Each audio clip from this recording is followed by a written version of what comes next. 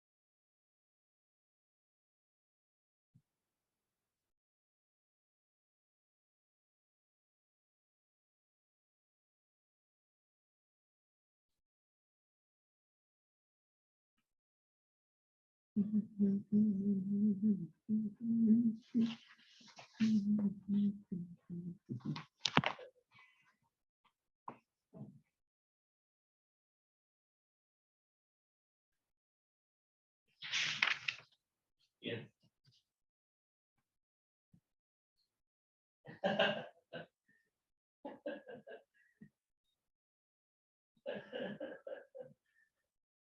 Have this.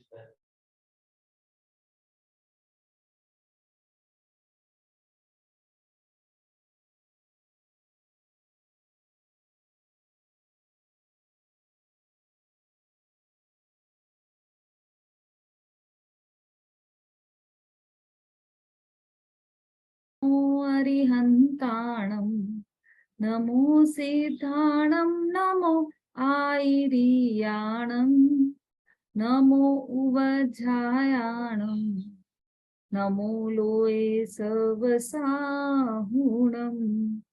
तीन भुवन में सार वीतराग विज्ञानता शिव स्वरूप शिवकार नमः त्रियोग संहारी।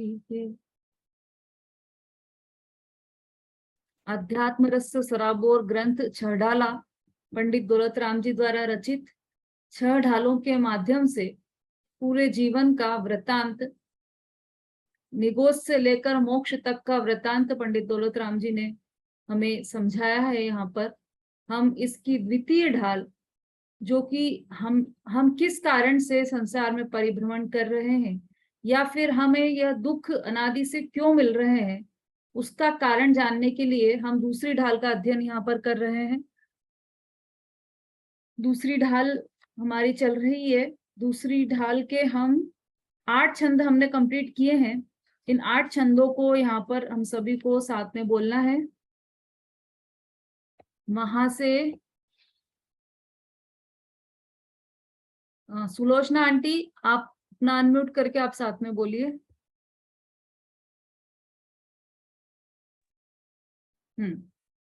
ऐसे मिथ्या दृग ज्ञान भ्रमत भरत भरत दुख समर।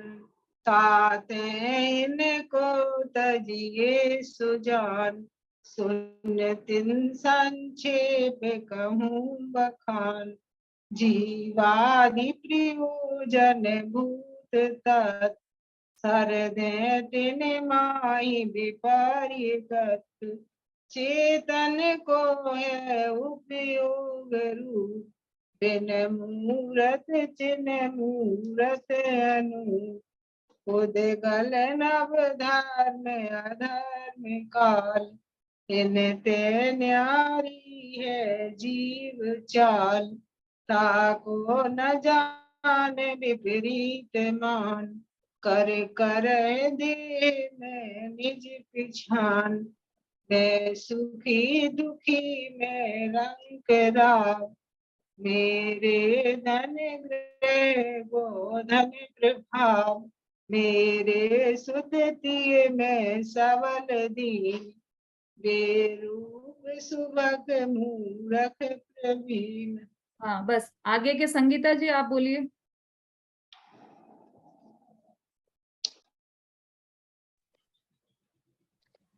तन उपजत अपनी उपज जान, तन नसत आपको नाश मान।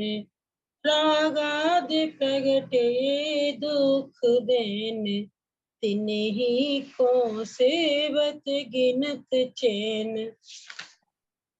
शुभ अशुभ बंद के फल मजारे, रत अरत करे निज पद विचार। आत्महित हेतु विराग ज्ञान, ते लखे आपको कष्ट दान। रोके न चाहा निज शक्ति खोए, शिव रूप निराकुलता न जोए। क्या ही प्रतीत जित कछुक ज्ञान, सो दुखदायक अज्ञान जान। इन जुत विषयन में जो प्रवृत्त, ताको जानो मिथ्या चरित्र। यो मित्वादि निसर्ग जेय, अब जे ग्रहित सुनिए सुते है। जो कुगुरु कुदेव कुधर्म सेव, ओसे चिरज दर्शन मोह एव। अंतर रागादिक धरे जे, बाहर धन अंबर ते स्नेह। हाँ बस, अपना यहाँ 8 नंबर तक चला है। 8वें छंद में हमने देखा, इन जुत विषयनी में जो प्रवृत्त, ताको जानो मिथ्या चरित्र, है ना। इसके बारे में कल थोड़ा सा कंफ्यूजन लगा मुझे। इन युत मतलब इसके साथ, किसके साथ, सम्यक मिथ्या दर्शन और मिथ्या ज्ञान के साथ। कौन से मिथ्या दर्शन की बात चल रही थी यहाँ पर? अग्रहित मिथ्या दर्शन। अग्रहित मिथ्या दर्शन और अग्रहित मिथ्या ज्ञान के साथ विषयों में जो प्रवृत्ति है वह मिथ्या चारित्र कहलाती है। कैसे? इसको है ना, किसी किसी जिसके पास यह वाली छड़ाला होगी उसमें चित्र दिया है,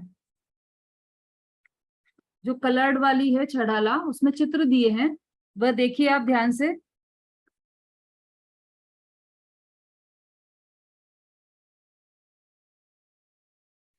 मतलब मिथ्या दर्शन, मिथ्या ज्ञान और मिथ्या चारित्र के सहित जो विषयों में प्रवृत्ति है वह मिथ्या चारित्र। कैसे विषयों में प्रवृत्ति? कि यहाँ पर एक चित्र दिया है, वह लकड़ी से स्पर्श कर रहा है, एक हाथ में लकड़ी है और लकड़ी को स्पर्श करके देख रहा है और आगे आगे चलता जाता है और स्पर्श कर करके देखता जाता है।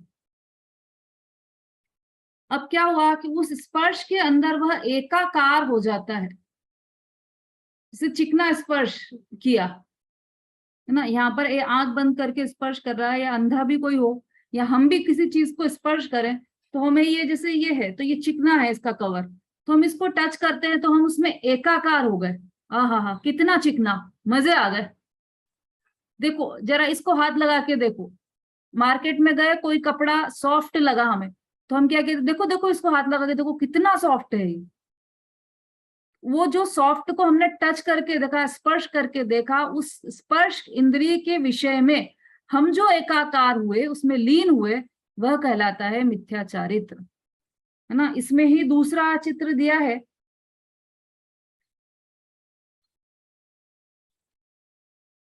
स्पर्शन के बाद रसना का, तो वह यहाँ पर देखो कुछ खा रहा है ये, है ना। अभी अपन रास्ते में जाते हैं तो कितने ठेले पे खड़े होकर चाट खाते रहते हैं, कैसे रस में एकाकार हो जाते हैं। कोई पान खाए पान खाता है तो वो जो रस आता है ना, रस, पान खाने में जो रस आता है, क्या बात है, आवाज आ रही है सबको बराबर?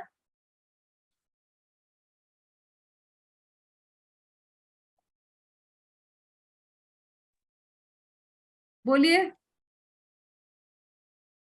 हाँ समता जी बोलिए।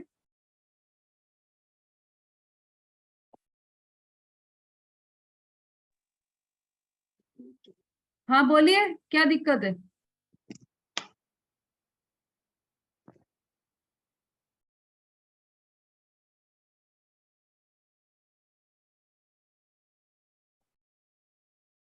किसी किसी को आवाज नहीं आ रही है शायद। विज्ञा जी बोलिए। ये आ रही है दीदी, अच्छे से आ रही, समझ में भी आ रही है।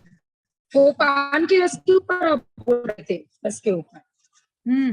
अरे वो समता भाभी को कुछ प्रॉब्लम थी इसलिए, चलिए शायद वो वापस ज्वाइन करेंगे अब। हाँ, जैसे कोई पान खाता है ना, कितना रस रहता है पान खाने में, कितनी आसक्ति रहती है उस पान के रस में, मुंह में दबा कर रखते हैं पान को और उसका रस चूसते जाते हैं, उसमें एकाकार हो जाते हैं रस में। हा, क्या आनंद आ रहा है पान का। वो कितने तो ऐसे रहते हैं कि पान का हमें टेस्ट छूट नहीं जाए तो अपने मुंह में साइड में दबा के ही रखते हैं हमेशा पान, दूसरे साइड से मुंह में कुछ भी खाते रहेंगे, एक साइड पान दबा हुआ ही रहता है। पान कहें, आजकल तो गुटखा ज्यादा चल गया है तो गुटखे का भी ऐसा रस लगता है, उस रस में एकाकार हो जाते हैं, स्पर्शन इंद्रिय के रस में एकाकार हो जाते हैं। ये क्या है? ये सब मिथ्या चारित्र है। फिर तीसरा यहाँ पर लिया है घ्राण इंद्रिय का चित्र, है ना। अब इसमें क्या है, ये फूल की खुशबू ले रहा है, और कितने तो ऐसे रहते हैं हाथ में ऐसे लपेट लेते हैं गजरा, उसको सूंघते चले जाते हैं। अब आजकल तो परफ्यूम है, डीओ है, वो सब खुशबू, क्या खुशबू है इसकी, कि कोई पास में से निकल के जाए, अरे गजब हो गया, ऐसी खुशबू, इतनी अच्छी खुशबू, एकाकार हो जाते हैं उसमें। दुर्गंध आए तो अरे बाप रे कैसी दुर्गंध, अरे बाप रे हटो हटो जल्दी हटो यहाँ से, हटो हटो निकलो आगे निकलो, अपनी सांस रोक कर रखे,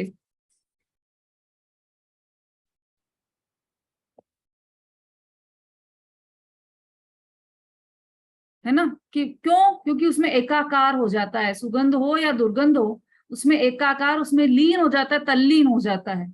उसके बाद चक्षु इंद्रिय का दिया है इसमें। चक्षु इंद्रिय में तो टीवी का उदाहरण है ही हम सबके सामने, है ना। जब टीवी दिख जाए, टीवी के चित्र दिख जाए तो उसके आगे कुछ भी देखने का मन नहीं होता है। कोई पूरी बारात निकल जाए सामने से और टीवी में कोई महत्वपूर्ण सीन आ रहा हो, उसको देखे तो उसको पता ही नहीं चलता है कि कोई बारात निकल के गई है। क्या बात कर रहे हो, कोई नहीं निकली यहाँ से बारात। अरे इतनी जोर जोर से ढोल बज रहे थे, कहाँ बजे? कुछ भी नहीं बजा, मुझे तो कुछ भी आवाज नहीं आई। क्यों नहीं आवाज? क्योंकि उसमें एकाकार होकर हम उस टीवी को, उस सीरियल को, उस चित्र को देख रहे थे। चक्षु इंद्रिय के विषयों में भी इतने तल्लीन होकर उसमें हम एकमेक हो जाते हैं, यह सब मिथ्या चारित्र के अंतर्गत आता है।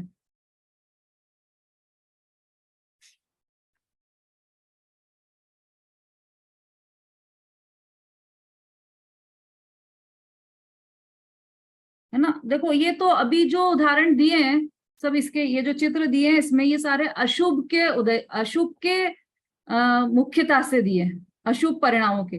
ऐसे तो शुभ भाव में भी प्रवृत्ति होती है, शुभ भाव में भी हमारे उपयोग लगता है, विषयों में प्रवृत्ति जाती है। तो यदि वो मिथ्या ज्ञान और मिथ्या दर्शन सहित है तो वह सब मिथ्या चारित्र ही है ना। अब आगे चलते हैं अपन। हाँ, नवा छंद हमारा, इसका हेडिंग है ग्रहित मिथ्या दर्शन और उसके विषयभूत कुगुरु का स्वरूप। इसमें क्या दिया है? ग्रहित मिथ्या दर्शन और कुगुरु के लक्षण। नवा छंद। जो कुगुरु कुदेव कुधर्म सेव पोषे चिर दर्शन मोह एव अंतर रागादिक धरे जेह बाहर धन अंबर ते स्नेह। ये नवा छंद है, लेकिन इसमें गाथा 10 का भी, छंद 10 का भी पूर्वार्ध दिया है। देखो, अब यहाँ से आपको ये पूर्वार्ध और उत्तरार्ध समझना होंगे। पूर्वार्ध क्या है और उत्तरार्ध क्या है, क्योंकि आगे के ढालों में भी यह इसका उपयोग किया गया है। पूर्वार्ध अर्थात फर्स्ट हाफ, पहले का आधा, पूर्वार्ध पहले का आधा, और उत्तरार्ध अर्थात सेकेंड हाफ, मतलब बाद का आधा। ठीक है, पूर्वार्ध और उत्तरार्ध। पूर्व मतलब पहला, अपन बोलते हैं ना पहले वाला, तो पहले वाला आधा पूर्वार्ध और बाद वाला आधा उत्तरार्ध। ठीक है, अब इसमें 10वें छंद का पूर्वार्ध भी इसी में सम्मिलित किया है, 9वें छंद में। क्यों? छंद तो 2-2 लाइन के हैं, लेकिन यहाँ पर 3 लाइन को साथ में कैसे लिया? क्योंकि जो प्रकरण चल रहा है ग्रहित मिथ्या दर्शन का और कुगुरु के लक्षण का, वह इन 3 लाइनों में कंप्लीट हुआ है, इसलिए इन 3 लाइनों को साथ में लिया गया है। गाएंगे तो हम ऐसा ही कि पूर्वार्ध और उत्तरार्ध को साथ में गाएंगे, लेकिन समझने के लिए पूर्वार्ध को 9वें छंद में सम्मिलित किया गया है। अभी आप पढ़ेंगे तो आपको समझ में आ जाएगा। हाँ, पहले इसका शब्दार्थ ले लेते हैं हम। जो कुगुरु कुदेव कुधर्म सेव। जो कुगुरु, कुगुरु अर्थात मिथ्या गुरु, कुदेव अर्थात मिथ्या देव, कुधर्म अर्थात मिथ्या धर्म, सेव सेवा करता है, पोषे पोषता है, चिर वह मतलब जो कुगुरु कुदेव कुधर्म, मिथ्या गुरु मिथ्या देव और मिथ्या धर्म की सेवा करता है, वह पोषता है। किसको पोषता है? चिर पोषता है मतलब पुष्ट करता है। किसको? चिर, चिर मतलब अनादि के, जो दर्शन मोह एव, जो दर्शन मोह अनादि से चला आ रहा है उसको पुष्ट करता है। फिर अंतर रागादिक धरे जेह, जो अंतर में रागादिक धारण किए हुए हैं, जो जे मतलब जो, बाहर और बाहर में धन मतलब पैसा, अंबर मतलब वस्त्र के सहित हैं, उनके स्नेह के सहित हैं। अब इसमें पूर्वार्ध भी हम जोड़ लेते हैं। धारे कुलिंग लही महत भाव ते कुगुरु जन्म जल उपलना, क्योंकि ये ऊपर की जो लाइन है वह कुगुरु के बारे में ही है। तो ये जो अंतर रागादिक धरे जे, अंतर में जो राग धारण करते हैं, राग आदि धारण करते हैं, और बाहर में पैसा कपड़ा आदि का स्नेह रखते हैं, वे कुलिंग के धारी, कुलिंग के धारी मतलब सच्चा लिंग नहीं है, मिथ्या लिंग के धारी, महत भाव, धरी महत भाव, लही महत भाव मतलब महंतपना, अपने आप में बड़प्पनपना को धारण किए हुए हैं। वे कुगुरु जन्म जल उपलनाओ, जन्म रूपी जल के, जन्म रूपी सागर, जल के सागर के बीच में उपल नाव है। उपल अर्थात पत्थर की नाव के समान है। चलिए इसको अन्वयार्थ पढ़ते हैं, फिर इसका अर्थ समझते हैं अपन। अन्वयार्थ कौन पढ़ेंगे वहां से? हाँ, रूबी जी बोलिए, पढ़िए। जी दीदी, जय जिनेन्द्र सभी को। हाँ। दीदी से पहले एक वो प्रश्न रह गया, 8वीं गाथा से पूछ लूं या पहले अन्वयार्थ पढ़ दूं? हाँ, पूछ लीजिए। अभी आपने बोला कि जो भी अगर शुभ कार्य भी करते हैं तो भी वो मिथ्या चारित्र में ही गिना जाएगा, अगर उसके साथ है, मतलब जो पूजा पाठ विधान जो कुछ भी चल रहा है सब मिथ्या चारित्र में गिना जाएगा। बिल्कुल, अगर मिथ्या ज्ञान और मिथ्या दर्शन सहित है तो फिर वह मिथ्यात्व में ही आएगा, मिथ्या चारित्र में ही आएगा। पूजा पाठ की बात कर रहे हो आप, काय क्लेश भी करे, जिनवाणी में तो यहाँ तक लिखा है, काय क्लेश करे 28 मूल गुणों का निरतिचार पालन करे। निरतिचार मतलब कैसा?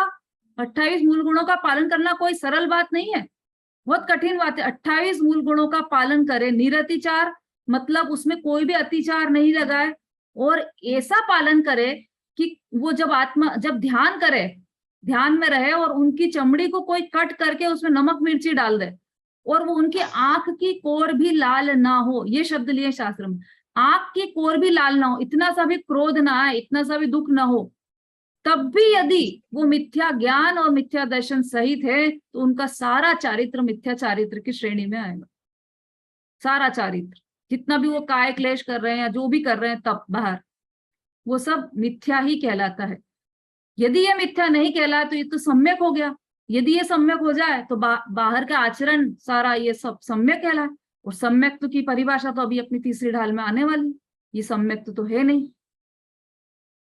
अच्छा, है तो ना? मतलब फिर अभी तो अपने को यही सब दिखता है ना चारों तरफ, मतलब जैसे अभी भी 10 दिन हम लोगों ने जो कुछ भी किया, खूब भक्ति की, मतलब जैसे जो भी किया, तो उसमें पता नहीं सम्यक दर्शन तो अपनी अपनी कसौटी कैसे कहें, लेकिन वो सब मतलब हम लोगों ने जो कुछ भी किया सब चारित्र उसमें चला गया, मिथ्या चारित्र में चला गया, उसे पुण्य बंध में ही मानेंगे बस। देखो, अपना आकलन खुद को ही करना है। यदि आपको सम्यक्त्व है तो फिर नहीं जाएगा वो मिथ्या, सम्यक चारित्र हो जाएगा फिर तो। मतलब अगर अभी भी पुण्य बंध में जाएगा। मेरे दर्शन और मिथ्या ज्ञान चल रहा है और उसके सही जितना भी आचरण है वह सब मिथ्या चारित्र की श्रेणी में ही जाएगा। नहीं, मेरा प्रश्न ये है कि जैसे मान लो पुण्य बंध में ही जाएगा, चाहे सम्यक रहे चाहे मिथ्या रहे, ये पूछ रही हूँ। हाँ, सम्यक रहेगा तब भी पुण्य बंध और मिथ्या रहेगा तब भी पुण्य बंध, तो अंतर क्या रहा मिथ्या बहुत चारित्र और अंतर है। सम्यक चारित्र में? डिग्री में अंतर है, डिग्री में अंतर है। सम्यक तो देखो, अभी आप तीसरी ढाल में आओगे ना तो आपको क्लियर आएगी ये बात समझ में। उसमें लिखा है कि सम्यक दृष्टि को प्रथम नरक बिन षटभू ज्योतिष वान भवन षड नारी थावर विकल त्रय पशु में नहीं उपजत सम्यक धारी। मतलब जो सम्यक दृष्टि होगा उसको ये सारी गतियां तो होगी नहीं, केवल पहले नरक में जाएगा, पहले नरक के अतिरिक्त बाकी के 6 नरक में नहीं जाएगा। और ज्योतिष भवनवासी, ज्योतिष देव भवनवासी और व्यंतर, ये तीनों देव में नहीं जाएगा, वैमानिक देव में ही जाएगा। अब मिथ्या दृष्टि होगा तो वह तीनों में भले कितना भी पुण्य कर ले, यदि पाप करेगा तो नरक में जाएगा, तो 7वें नरक तक भी जा सकता है मिथ्या दृष्टि। और यदि पुण्य करेगा, शुभ भाव करेगा तो वो भवनवासी देव बन जाएगा, व्यंतरवासी देव बन जाएगा, ज्योतिष देव बन जाएगा, है ना। लेकिन सम्यक दृष्टि की बात ही अलग हो गई। सम्यक दृष्टि की क्वालिटी का अंतर रहेगा, वहां उनका जो पुण्य है उसकी क्वालिटी में और मिथ्या दृष्टि के चारित्र के पुण्य की क्वालिटी में अंतर रहेगा। बहुत कह रहे हैं ना, बहुत अंतर है। हाँ। क्यों है अंतर? क्योंकि वह जैसे है ना, एक बाई थी, एक अम्मा थी, वह चावल कूट रही थी, ईमान दस्ते में चावल कूट रही थी। अब जो